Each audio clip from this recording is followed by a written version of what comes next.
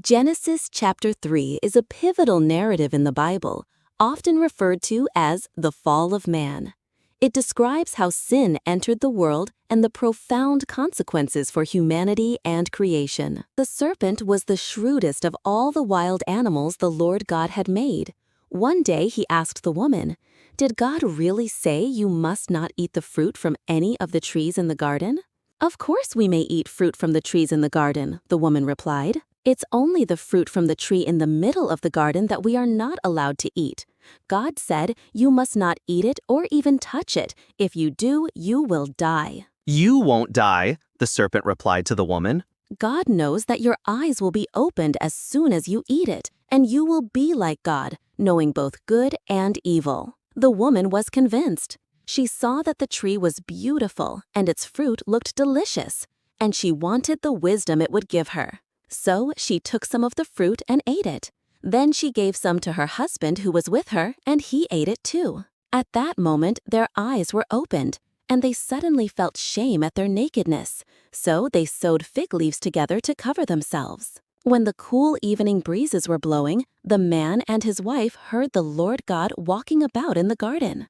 So they hid from the Lord God among the trees. Then the Lord God called to the man. "Where are you?" He replied, "I heard you walking in the garden, so I hid. I was afraid because I was naked." "Who told you that you were naked?" the Lord God asked. "Have you eaten from the tree whose fruit I commanded you not to eat?" The man replied, "It was the woman you gave me who gave me the fruit, and I ate it." Then the Lord God asked the woman, "What have you done?"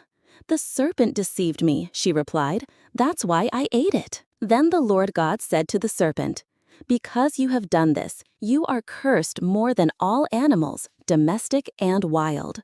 You will crawl on your belly, groveling in the dust as long as you live. And I will cause hostility between you and the woman, and between your offspring and her offspring. He will strike your head, and you will strike his heel." Then he said to the woman, "I will sharpen the pain of your pregnancy, and in pain you will give birth. And you will desire to control your husband, but he will rule over you." And to the man he said, "Since you listened to your wife and ate from the tree whose fruit I commanded you not to eat, the ground is cursed because of you.